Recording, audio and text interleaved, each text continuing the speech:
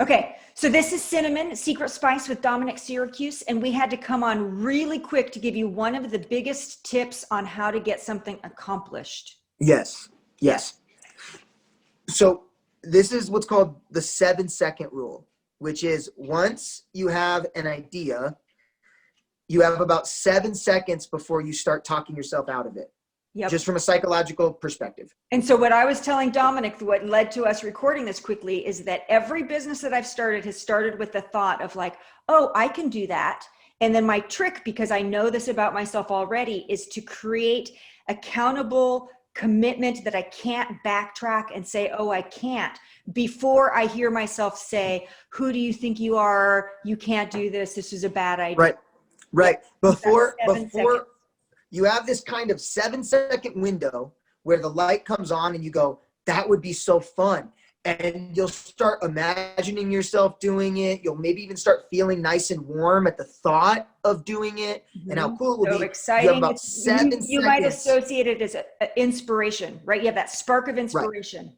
Exactly. And then 7 seconds and it's gone. And you're going to start doing so what I would suggest is if you have an idea, do something within that immediately. Do something immediately to try and solidify that as quickly as possible.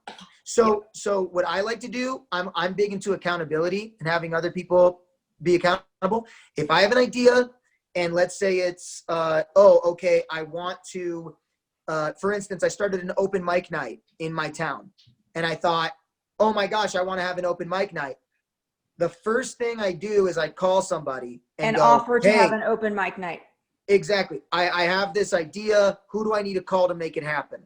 You know, I have this idea. Who should I talk to?